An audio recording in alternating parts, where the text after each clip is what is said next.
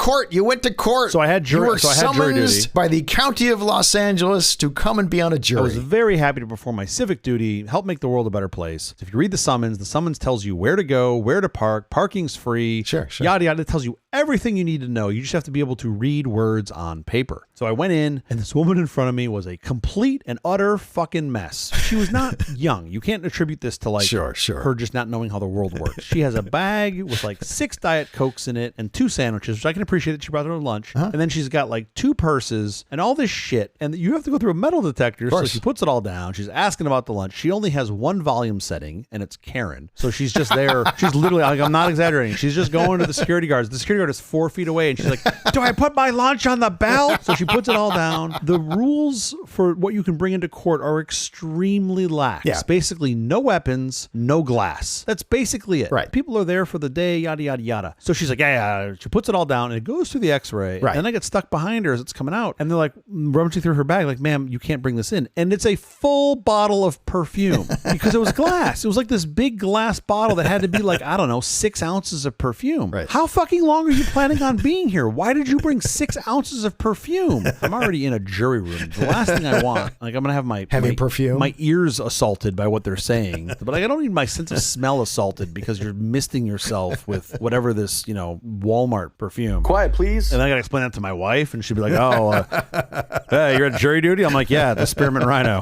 I was just hanging out at jury duty. 4, 3, 2.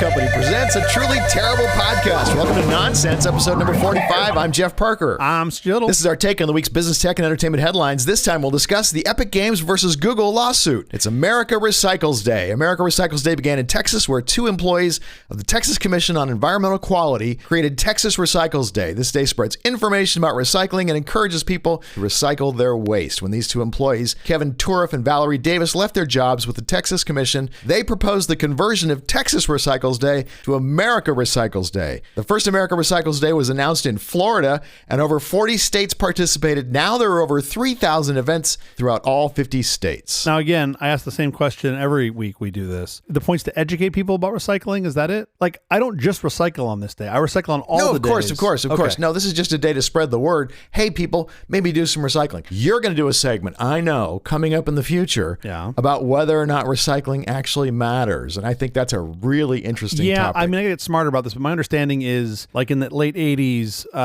the oil companies were like, wow, we got a really bad image making this shit that goes into the earth and never goes away. We should create this thing called recycling, and they funded it for a couple of years and then stopped. It's one of those ideas like clean coal. It's a myth. There is no such thing. Clean coal? Yeah. Like clear coal? What if they had like they got the guys that did the clear Pepsi Crystal clear. Pepsi, Crystal Coal. Crystal coal's a thing. I love that. How do you how's your high-speed train work? Is it electric? No, it uses crystal coal. Crystal coal. We should add that to the high-speed rail project. I'm sure that'll make it go a little faster. It's also National Clean Out Your Refrigerator Day. Again, people do this every day. Don't wait. Just clean out your fridge every day. New technology means new problems. Ever since the first household refrigerator hit the market, consumers acquired a new burden, cleaning it out. Whether it's moldy oranges, the brown bananas, or that milk you forgot about, cleaning a refrigerator can be a big task, and it's only natural that people would push the chore aside. Having one day to do a big clean of the refrigerator is useful because it makes everyday cleaning easier. If I only deep clean my fridge once a year, I would have a goddamn science experiment. Because you have a huge, well, everybody does. Everybody has a giant science project going on in their fridge. I try not to think about the condiments. The condiments are the ones where you really get into the weeds, where you're just like, because I love me some weird pepper sauce. Do you like throwing things away, or do you just like ignoring it? No. I love throwing things away. I just did this yesterday, not knowing that it was National Clean Out Your Refrigerator Day today. So clearly I'm an overachiever, and I had like some of this like lovely tzatziki that I bought from Costco. And when you buy these flyer items from Costco, you run a real risk because you get like 9 pounds of it. And I was like, I bought this in the summer. It needs to go away. Like, I'm not going to open it. Like, it's just, if it was around during a different climate, it's time to throw it away. For us, it's honey. For some reason, people like to give us jars of honey for gifts for some reason. What a weird kink that is. I have a friend who's a listener who has bees up north. When I lived in San Francisco, he'd always give me honey, and honeycomb was delicious. But here's the thing. It's always struck me as odd. Not that you drink tea, because I'm a big big tea drinker and I love tea. But the fact that you don't put sweetener in it. I don't need it. I love the taste of tea. The Great Depression is over. You can use the sweetener. You can use the sugar. We don't need to fight the Germans. It's okay. I don't want to camp out on tea because I want to ask you. You've been away on jury duty. Oh, yeah. And I want to hear all about it. How was it? Tell First me of all, everything. Can we talk about the amount of hate mail we got that we didn't do a show last week? Holy crap. Yeah, I know. That was crazy. We both got a bunch of hate mail. Like, what? No show? I'm like, fucking relax, people. I'm doing my civic duty. Yes, jury duty was fascinating, mainly because of the people. Yeah, of course. Because you're getting what I believe to be a reasonable crosscut of the community that you live in. There's some things that are fascinating about this in LA. So if you live more than, I think it's 20 miles from the court that you're picked for, I always assumed you're picked for the court nearest your home. That is not the case, right? They'll just pull you from wherever where you're needed. I wonder why not. I mean, I guess you just have a supply demand curve, right? If you've got more people living away from a court and they need you in the court, they're going to pull you in. If you live more than 20 miles away, you can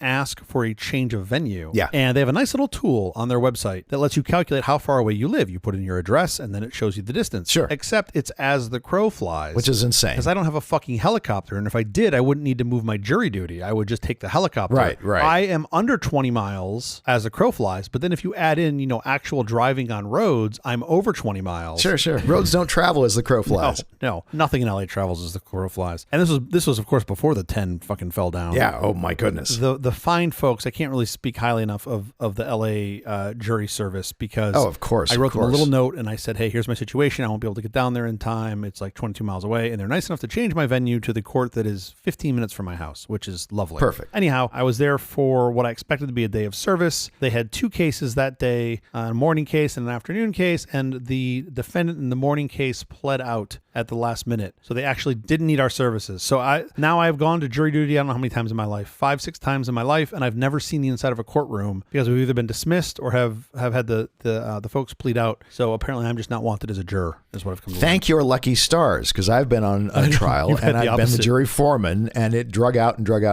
Sure. But you do what you got to do, because if you don't do jury duty, you don't get to complain about justice in this Exactly. country. So that's what was nuts is of some of these people in the assembly room that were bitching like, oh, here's how I'm going to get out. This is what I'm going to tell the judge. And I'm like, first of all, the judge has heard every goddamn excuse in the book. So good luck. Oh, the clerks, the people behind the desk, they've all heard all the excuses. They've heard everything. This one woman, I think we were before our floor doctor came in and yelled at us. I was mentioning her. I swear to you, this is a verbatim quote. She said, there should be professional jurors that are professionals that want to do this. You're and I'm kind of missing the point. I don't think you understand the whole intent of the justice system.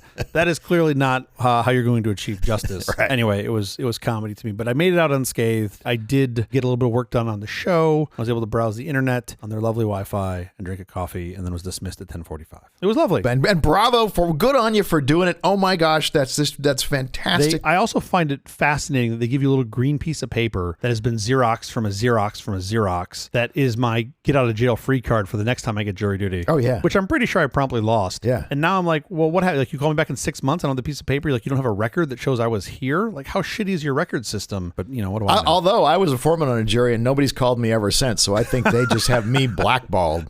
Not that guy. Anybody else? Not that guy. You've done your duty for the last time. Did you bring in a box of pens? That's going to be my new thing. Next time I go super for jury smart. duty, Okay. I'm going to bring in a box of Funny you mentioned pens, that. a big Clearly box. you've been on jury duty, because the dude who ran the assembly room, super nice, very patient. One of the things he said, and this is almost verbatim, I'm paraphrasing, but almost verbatim. He was like, and another thing, I don't know what happens to the pens. I put 50 out last week. Right. We're down to 3. I don't know where they go. I'm like, this guy is so Don't let them see passive-aggressive. you. You have to bring them through the metal detector, so they're going to see him at the metal detector. But once you get up in the jury room, It's a great idea. Act like you're reaching for a pen and put in 50. Just leave some pen, just like you're the Santa Claus of pens. But nobody, don't let anybody see you. Just all of a sudden, there's a lot of pens. Sure, you can be that guy, Saint Bick. Saint Bick. Jolly old Saint Bick. Absolutely. I got to move on to headlines. Are you ready to go? Wait a minute. How about your week? My week was lovely. Let's go on to headlines. This show's becoming very one-sided. I feel like a monkey in a cage. I have a clock in front of me and I'm trying to get to a basketball game. All right, fair enough. Google is trying to force Apple to support RCS. RCS, for those who don't know, is a fancier version of SMS, which is how you send text messages between devices. And RCS is an open standard. Lots of people can use it, and it supports all the things basically that iMessage basically has, which is, you see when someone's typing, you can send media, you can send secure messages even. It's pretty cool. Basically, Apple's iMessage is designated as a core platform service under the EU's Digital Markets Act. Yep. So therefore, it should be interoperable with other messaging services. We learned in a deposition for the Epic Games versus Apple lawsuit that Apple senior VP Eddie Q pushed to bring iMessage to Android in 2013 to try to compete with WhatsApp, but he was overruled. The logic was that Apple can't put iMessage on Android phones because then parents would buy Android phones for their kids and they would learn to get comfortable in that ecosystem. When texting to Android, Apple defaults to SMS, sometimes with delays, which mostly works for text until you try to send movies or stills. That requires MMS, which Apple by default has turned off. You can turn it on, but most people might not know even what it is. You said which mostly works. I can tell you as an Apple user, that is debatable because since it's SMS, you can't sideband it over Wi-Fi. You have to be connected to your carrier. That's how SMS works. Exactly. Yeah. If Google does get its way, Apple could limit the breadth of the EU's ruling by limiting the RCS support in iMessage to the 27 EU member countries. Now, here's a question. You think this is a good idea or not? Should Apple be forced to support RCS? I mean, on its surface, you go, yeah, of course, SMS is terrible and ancient. You want to move to RCS. So on its surface, you go, well, yeah, absolutely. But then I think, and my hunch is here, you and I are in the same boat on this. I kind of say no because I don't want to support RCS. I don't really want to support iMessage. I would prefer for us all to get to a better platform like Signal, where that is cross-platform, that is truly secure, strongly encrypted, no keys. That's really what I would want. So you could argue that by Apple not supporting RCS, it helps. It gives you an easier path. It slows down. Signal. Yes, correct. That would be lovely. But I also don't like getting people to come over to Signal has not been the easiest. If you're not privacy minded, if you're just like an average Joe, it's hard to get them off iMessage because it's so easy. You know, basically for me, there's no other way to reach me. So if you want to reach me, and I'm totally cool if you don't want to reach me, I'm great with that. That's half true. I can barely reach you via Signal.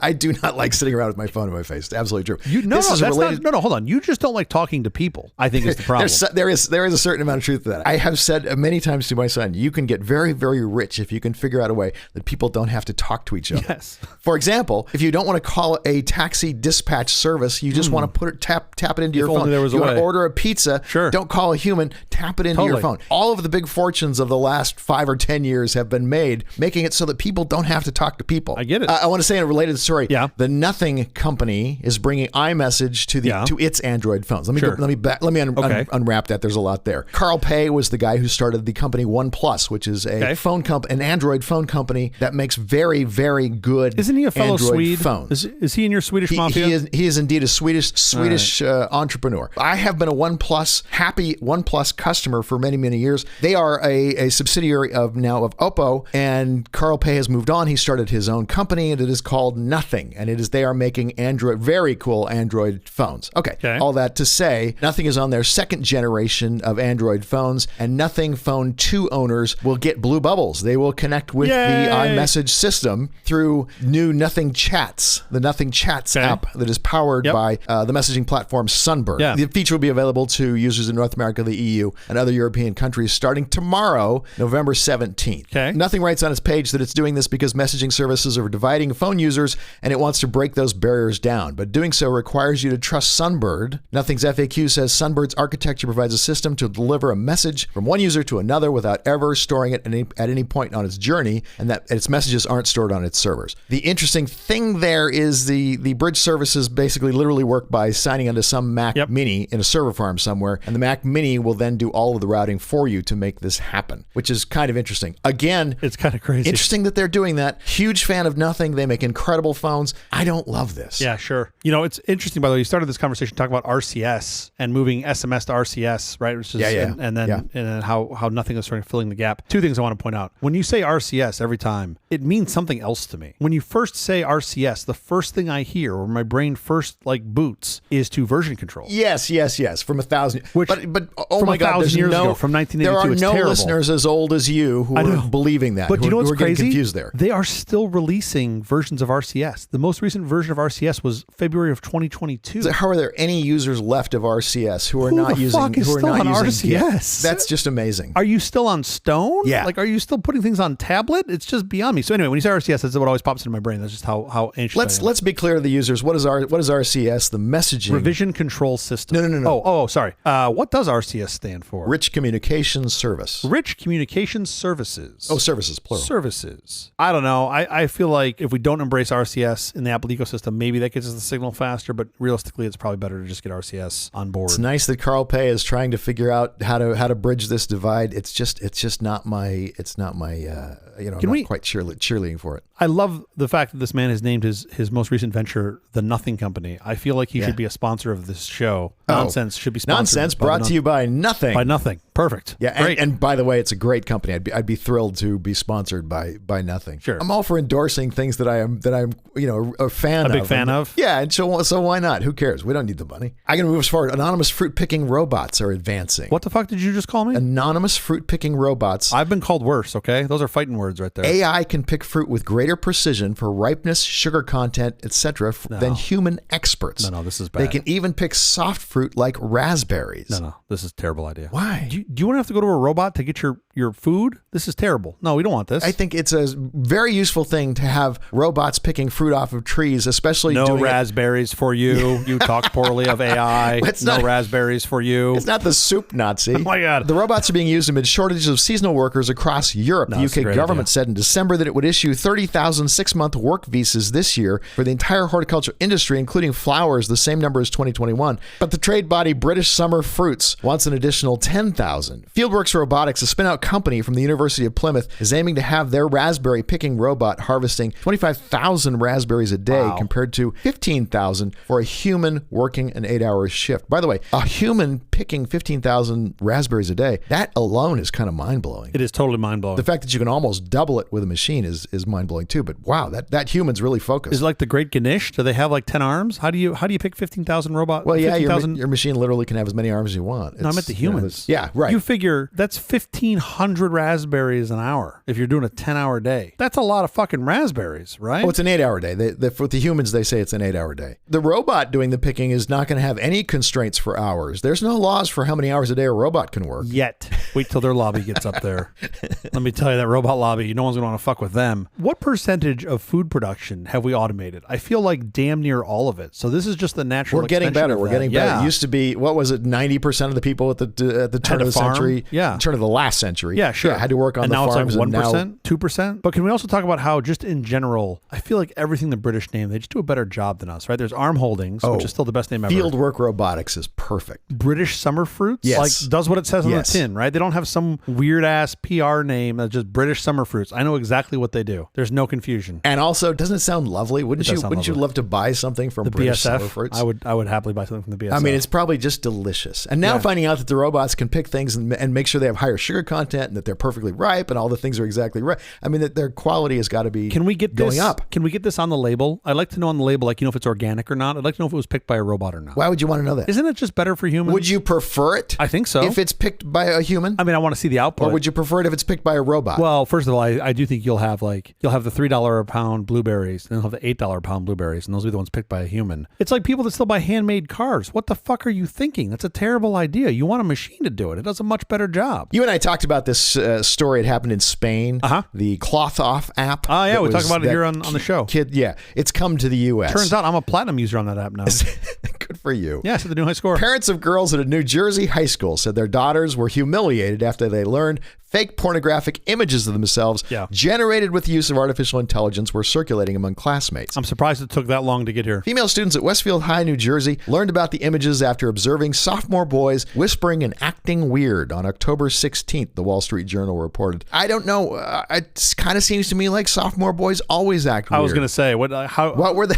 A different level of weird? Differentiating this moment? We're going to pump them full of caffeine and hormones and see what happens. They have no frontal cortex. They're going to always act weird. A few days later, one boy confessed to some of the girls that at least one of the students had used real photos found on social media to generate fake nude images of female classmates through an AI website. The student then reportedly shared those images with other male students in a group text. The girls reported the incident to Westfield High administration, and the school investigated the issue. I'm not crazy about the idea of fake nudes of kids being passed around, but here's what I know. You're not putting this genie back in the bottle. There's no chance. Back up one second. Yes, if I, as an adult, make an AI nude of one of these underage females, I'm guilty of child pornography. Yeah, I don't know if you have to be an adult. I think anybody that does that, you're guilty of child pornography, but yes. Is somebody who's under the age, who is of minor age, that's child pornography too? So. At that point, it's their peers. If I'm under 18 and I have sex with somebody who's also under 18, that's legit. Yeah. It's when we bridge that divide that we have a problem. I would suspect that's an age of consent issue, but I still think distribution of images of someone that's underage is child pornography in any form. It doesn't matter what age you are when you did it. I'm no legal scholar, but I am on a couple state lists. Fantastic. You're going to become a legal scholar fast. That makes me an expert. On the other end,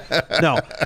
So look, I'm not crazy about. You were saying the genie's not going to be put back in the bottle. You can't shove this genie back in the bottle. So you're going to live with AI images. And to me, there are two paths to this that make the most sense and are the most efficient. One is to just get comfortable with our bodies. We're all every single one of us is nude underneath it all. Big fucking deal. Stop freaking out. Like, we still have this Quaker mindset where, like, we're not wearing burqas, but I feel like we're not far from it. You're like, oh, I can't show any skin. Like, but just fucking get over it. Right? Like, also, the body you're seeing is not that person's body. Exactly. You're going to have to get really used to photographs that look perfect just knowing that's not necessarily real. That's one path. The other path, and this is the one I'm going down, is if you want to, like, if the bully is making fun of you for whatever your shortcoming is. Like, for example, let's use a hypothetical. My last name is Little. Yeah. It could be easy to presume that perhaps maybe I've been made fun of in the past. And if you saw me in the shower, it'd make a lot more sense. But that's not here or there. Okay. So what you do is you get in front of it, right? You just make those jokes about yourself before the bully can make those jokes about you, and you've disarmed the bomb. I'm suggesting doing the same thing here. Yeah, I was wondering how that applies. Just do what I do. Dump all your nudes on the internet. But if you're 16 years old, you can't dump your nudes on the internet. Well, okay, for 18 and plus, just dump all your nudes on the internet. That's a problem. Yes, but we're talking about high school girls here. Man,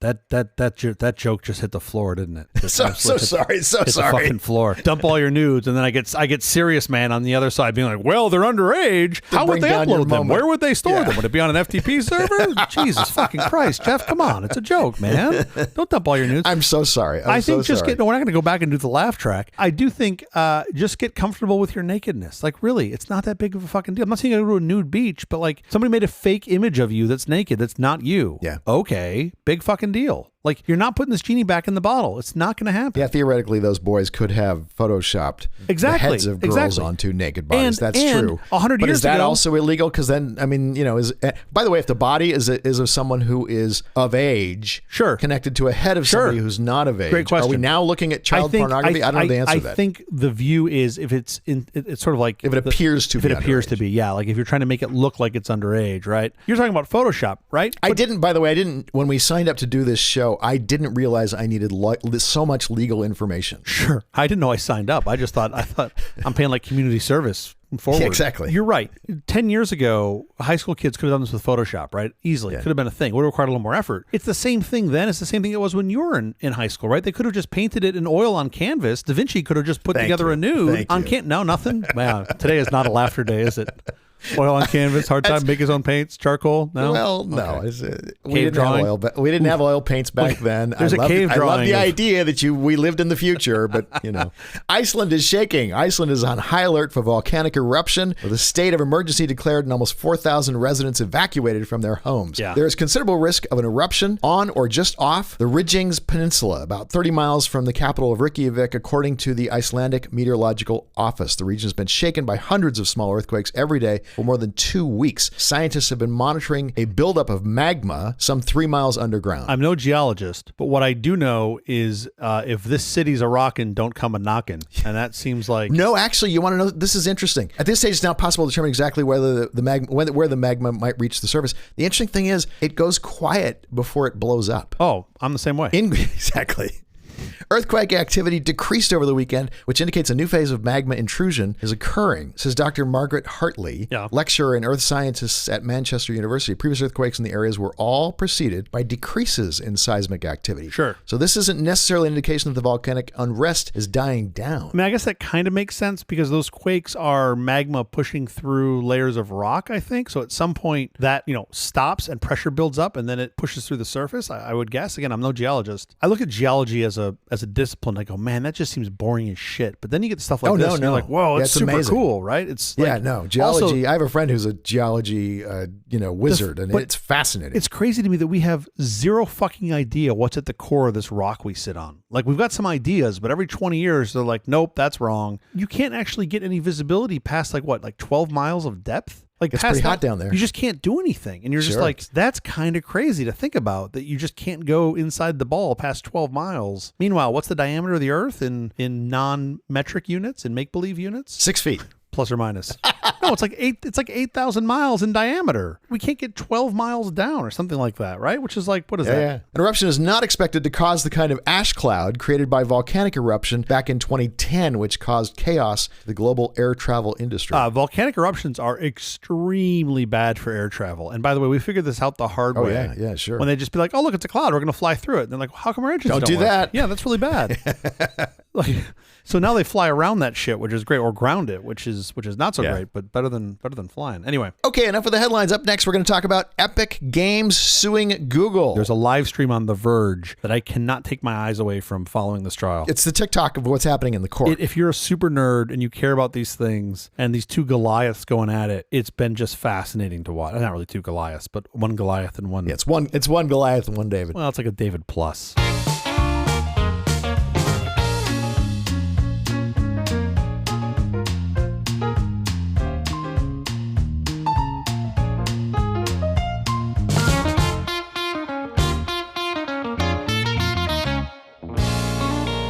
The Epic Games versus Google lawsuit finally began on Monday, November 6, 2023, at a federal court in San Francisco. This follows a very similar suit, Epic Games versus Apple. Epic is alleging that Apple and Google's mobile app stores are an illegal duopoly. Now, I've been trying to avoid saying anything to you and having a discussion with you about this ahead of time because I wanted to get our fresh takes right here, right now. But for some reason, we just can't stop sending things to each other. Full disclosure, listener, I literally sent Jeff, I was very excited to send Jeff excerpts from an email from Barry Diller relating to this case. Relating to the case. Yeah. Precisely. Yeah. Because it's a huge and important case. It is. It will have long-lasting effects on both ecosystems, depending upon how it comes down. And by the way, I don't think necessarily it's going to rule in Epic's favor. Sure. But I think it will cause, in the future, Epic to be able to change laws. Now, let me back up and catch everybody up on what's going on. Epic Games wanted to put Fortnite onto the iPhone. They wanted to put Fortnite onto Google. Android very much wanted to have Fortnite on there. It's meant an enormous amount of revenue because they take,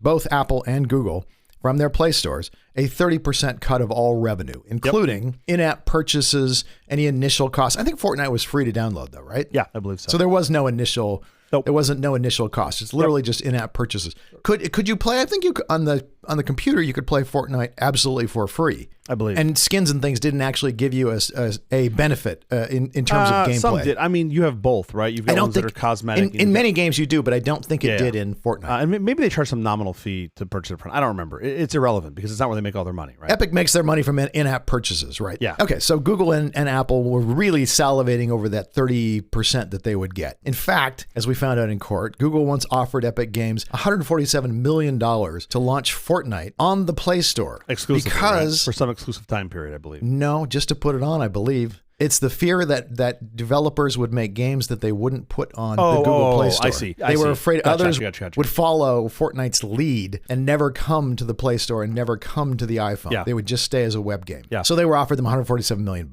Google deemed it the contagion effect and estimated it could lose anywhere from $130 to $250 million without Fortnite and maybe $3.6 billion if others followed suit. I do think I'm wrong, by the way, just looking at this. I think it did launch as an initial purchase cost when it launched in 17. On the iPhone and on Google? I think on all Android? platforms. I want to say on all platforms. You didn't pay anything for it on the PC? Maybe not the PC, but on the gaming consoles, I think you did. I'm a little bit surprised because I think the whole experiment was let's make a free game and see if we can make up everything we need to make up financially for as in-app purchases. And even more interesting, as in-app purchases that don't affect gameplay. Yeah, exactly. Google has seemingly stayed behind the decision to pay the $147 million to Fortnite, but Epic Games is using this as additional fuel to its argument against Google's harmful practices. It's Google's second antitrust trial in 2 months. A separate DOJ antitrust trial is slated to kick off in Virginia early next year. That case is focused on Google's online advertising business and aims to force the company into some divestitures. Yeah. This Epic case will focus on how Google treats third-party mobile developers that use its Android mobile Play Store. Yeah. Both Apple and Google have been accused by developers of taking an unfair cut of revenue in-app payments and making communication with their customers very difficult. Which is the part of the story that I want to talk about, but I also do want to highlight that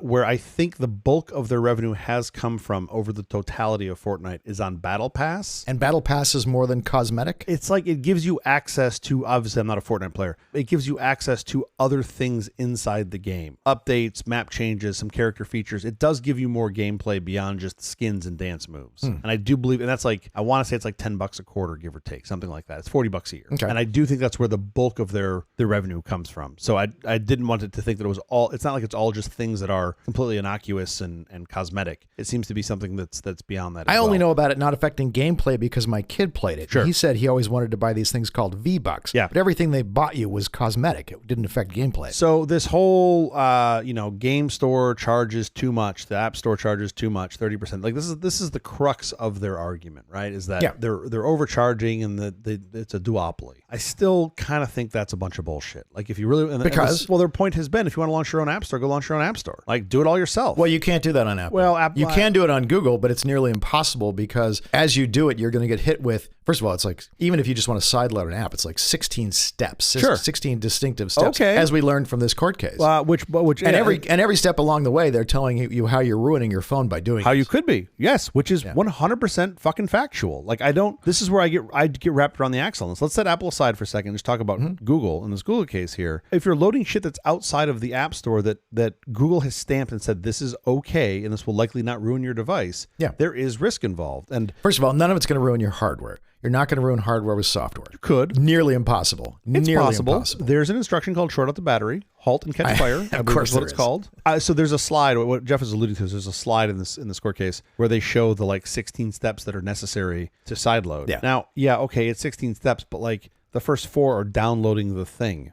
It's not. It's But not. it's a lot of clicks. It's very different than going to the Play Store and hitting one click and hit install. And That's very different. And there's a benefit to having this smoother, less friction process, and that's part of why I think they get to charge a premium because it is a much easier experience for the user, and it's vetted, and they've got to support that. So they claim it's vetted. Sometimes they're right, sometimes they're not. As we know, both Apple and Google have had things slip by them that they've missed. But they do fix it, and they can pull it out, right? How much? Let me before we move on from this, because you just said they're allowed to collect. The 30% that they're allowed to collect. How much are they allowed to collect? In your mind, what do you think is a fair amount? Because there's no way around it for developers. Actually, there is. I'm going to come to that in 1 second. But first, there's no way around it for developers. Asterisk.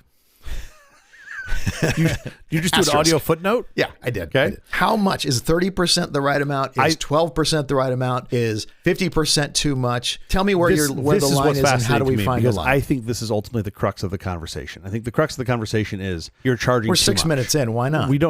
We don't care about really the duopoly. We care about the fact that we, whoever set of developers, think you're charging too much. And your question is, what is the number? I don't really know what the number is. I want to tell you it's whatever the market will bear. But then that comes back to do you really have a marketplace if there's only one store? You don't. And I think that's right. That's what we're trying to talk about here. Right. You what you do on Google, right? You do have other stores that are available. I use F-Droid. It's a pain to install. You have to know what you're doing. You have to be technical. Yep. So for most of the users in the world, it's virtually impossible. I don't think it's virtually impossible. But it's not the same thing as if Google had to include big barrier to entry. alternate stores available in the Play Store that people could just download. and use. But my argument to that is once they do this, now they've got brand responsibility to make sure these stores aren't shit, and that's a real challenge. They can put ratings up and say people who've done this give this store such and such a rating, and there's a good chance it was terrible, or most people had good experiences with this. Sure, they can tell you that. Yeah, I get that they can tell you, but I also how much of an obligation do they have to promote their competition? Well, if you control the device, you might have a lot of responsibility because otherwise you might be a duopoly. Side loading? We're saying is 16 steps. How many steps in a Play Store app? 2? Are we not counting search? So once you found it, you've got to click once for detail and once to install. I don't even have to click for detail. I can hit install right away. So it's 1 or 2 is the lower bound, right? It's not 0. It's 1 or 2. Yeah. So 16 is too many, 1 or 2 is too low. How many is okay? How many warning screens can you put in? Much like if 30% is too much, well, how many are okay? I don't know. I'm not claiming to know the answer. They add a hell of a lot more value than electronic funds transfer, the credit card fees, the fees you're paying for credit cards. That's, yes, if you were just paying credit card fees, you'd pay in the neighborhood of probably 2.5%, 3%, somewhere in that neighborhood, blended. So the fact that they've got 28% more coming their way, clearly they're paying for a lot more than EFT. They're making an enormous amount of profit off of this, which is fine. Nothing wrong with making a profit. At what point, though? If 30% is okay, is 50% okay? Is 60% okay? If I told you 90%, are you good with 90%? 99%. Yeah. I mean, at some point, people will just stop making shit. For some developers, for some categories of apps, we may already be there. I wonder, and I'm no expert on this, but Does it make sense to have it be some sort of stepped, like it starts to scale down as you ramp up, so that you don't have apps like Fortnite that are paying $350 million in their first year of operations? Although those would be the apps that could pay it. The ones who are, it's harder if you're charging 30% for the people who are doing this for the first $10 million of revenue. Sure. Those people need their revenue even more than those who are making $1 billion in revenue, or $2 billion, $10 billion, whatever. I don't know what the right answer is. I don't think it's a hell of a lot less than, I don't think it's 5%. How much to the App Store? In addition to credit card fees. And you're getting that all built in for free with the App Store. It's not for free. It's far from for free. Well, it's built into your costs, right? You're not paying an additional, there's not an additional fee on top of that. You're getting testing suite, you're getting development suite, you're getting all this other stuff that sort of comes with it. And I do think that's valuable. I can get third-party testing suites. I certainly can get free outside testing suites and development suites. I don't know how good they are, but okay, sure. You got to go pay for it. Well, a lot of apps are made in things other than Google's App Studio. App Studio, yeah, other than their App Studio. Flutter, React, Eclipse. But I think the vast majority of them are written in App Studio, just like the vast majority of iOS apps are written in Xcode. There is some number, this is kind of your point. Like, what does it look like? I think 30%, if I put on my developer hat, does start to feel like an upper bound, right? I think you start getting to 50%, like maybe past that. No, like you're not making the pizza, I'm making the pizza. Let me explain one more thing for the listener, just so that it's clear. This is only for digital goods that you're paying 30%. Yeah. When you use the app and you go on Amazon and you buy some item, you aren't paying 30% to Google for that item. The money is going to Amazon because that's a physical good. However, if you are using Netflix on your phone and you were to subscribe to Netflix, Google would get 30% of that revenue from that subscription, which is why Netflix does not allow you to use your credit card to subscribe on the phone. Yeah. Google is very restrictive with how they'll let you say this. They can't say, click this link, go to our website and pay your thing. They can't say any of that. What they say is, there's no way to subscribe to Netflix on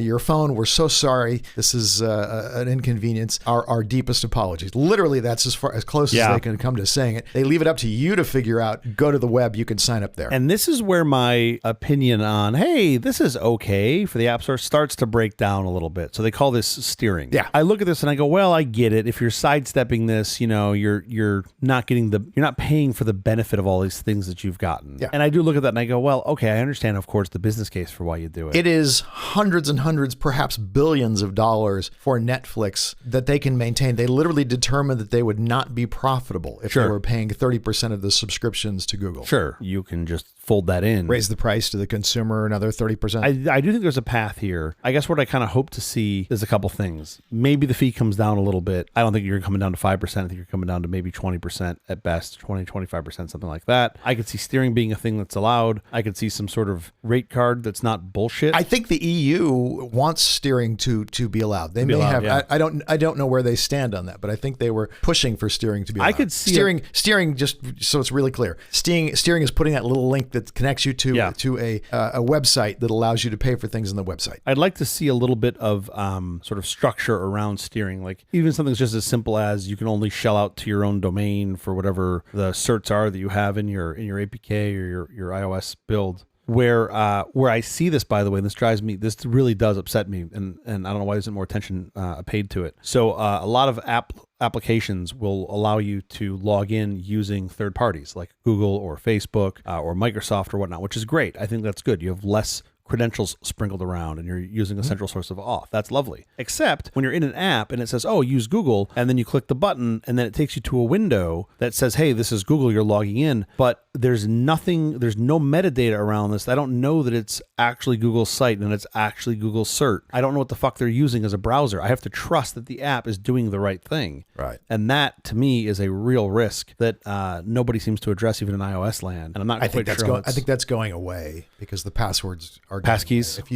If you haven't used passkeys, you should definitely play around and use passkeys. They're really amazing. So I look at this and I go, okay, well, what is Epic like? What do they want here? You think like where do they want to end up? Epic has its own game store. If you've ever seen it on the PC, Epic Hawks Games, they want to be able to have their own game store eventually. I think that's where they're leading. What they're saying right now, I mean, the fight they're fighting is that the 30% is usurious and you can't get around it any other way, and you have not a gaming device. Because a gaming device, if you were on a Switch, Nintendo Switch, or you were on 360 or Xbox or whatever. Yeah, I'm trying to think of what that other one is that PlayStation. All the kids use. No, there's another one that's quite Valve, Steam. If you were on that, it would cost you 30%, but that device only does one thing. They have no other way of making any money. It literally is just a game machine.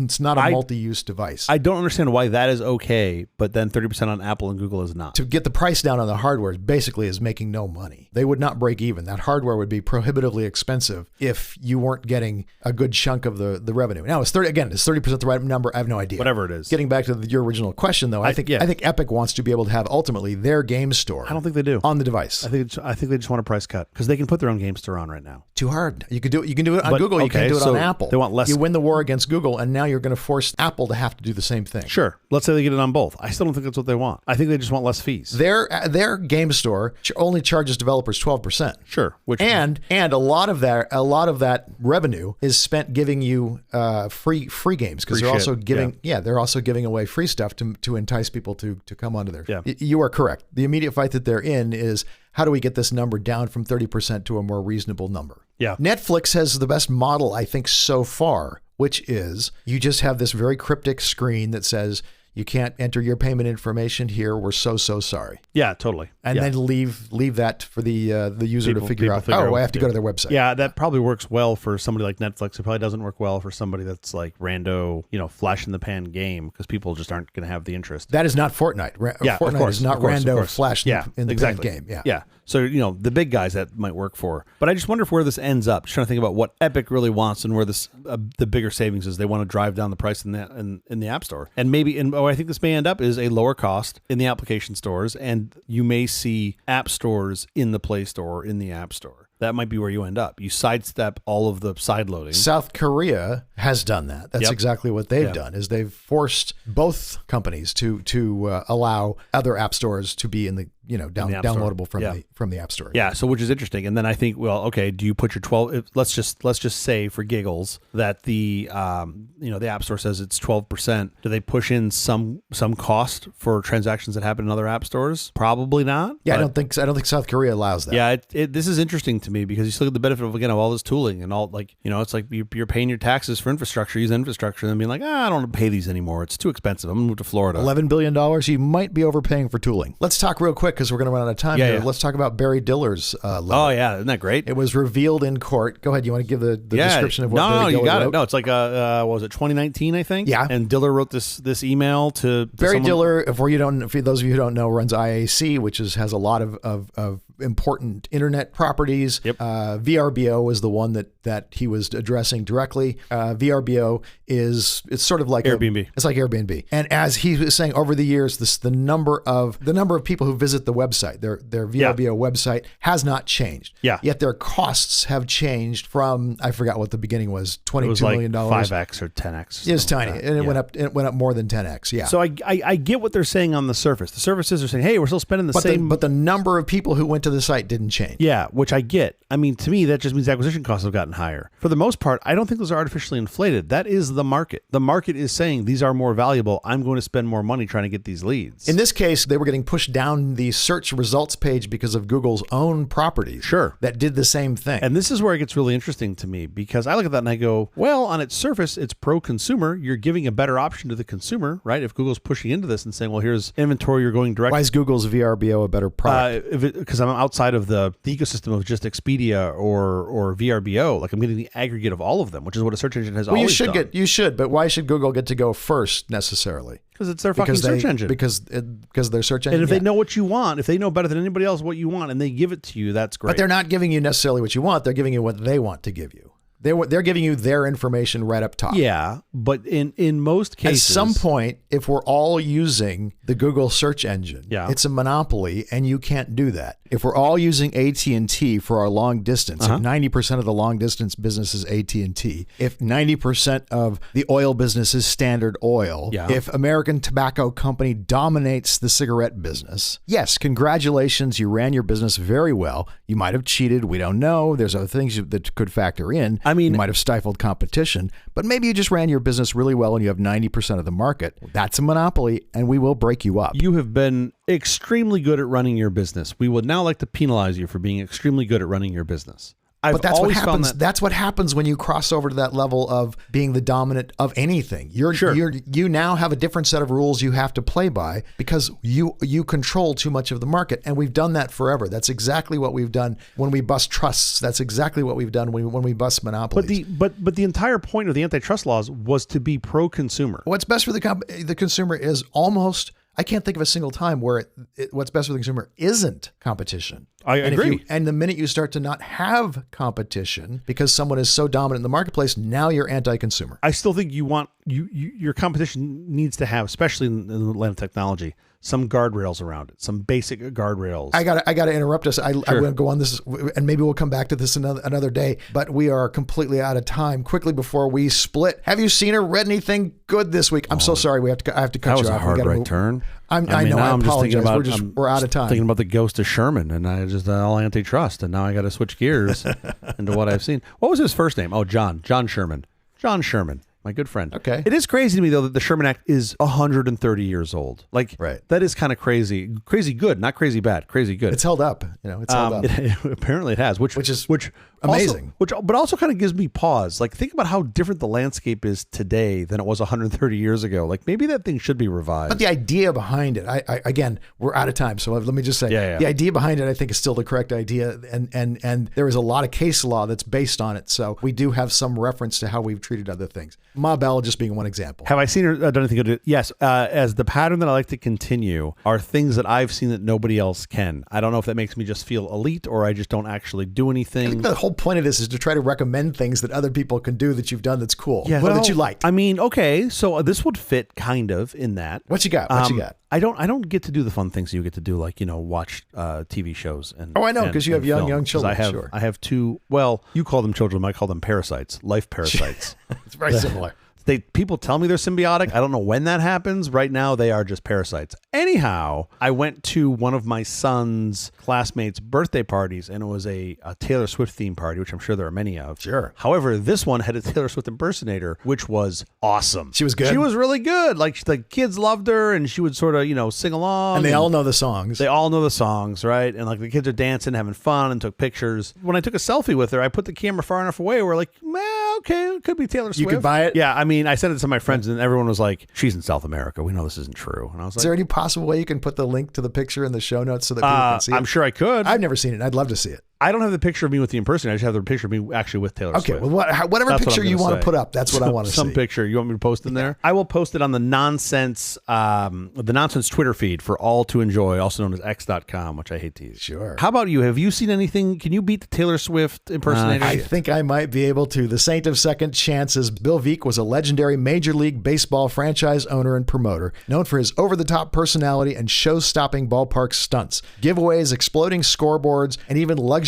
suites at stadiums were some of his inventions. What's an exploding scoreboard? Oh, like if you hit a home run, fireworks go off. Oh, like he was the guy to do that? All that stuff is stuff he invented. Oh, that's so cool. Yeah. At different times, he owned the White Sox, the Cleveland Guardians, which were then the Cleveland Indians, and the St. Louis Browns, which are now the Baltimore Orioles. Bill and his son Mike revolutionized modern baseball with outrageous marketing schemes. But one time, Mike went too far, leading to what's now known as Disco Demolition Night. The stunt ended in a violent riot and became one of the most disastrous promotions in MLB history. When Bill sold the White Sox in the early 1980s, Mike's career sputtered. He was blackballed from the MLB, fell into debt, and grew desperate to get back in everyone's good graces. This is the story of a guy who struggled to be a good son and accidentally became a great dad. It's an absolutely incredible story on Netflix now. Which you cannot buy in the App Store. Which you cannot buy in the App Store. Just to tie it back to the episode, this sounds super cool. I also love the idea of the origin stories for all this crazy shit we take for granted now in sporting events, right? Luxury suites. Like luxury that's suites. Just crazy. Yeah. It's hard to imagine going to games. Like, of course I can remember it because I'm not that old.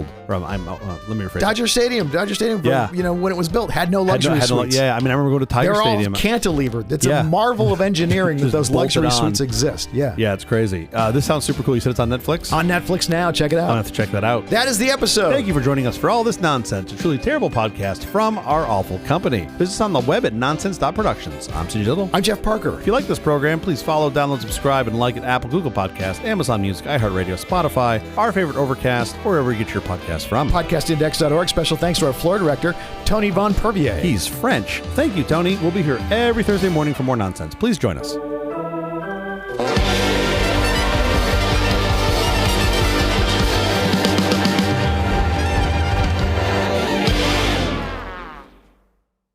Is Tony actually French? Nope, he's Argentinian.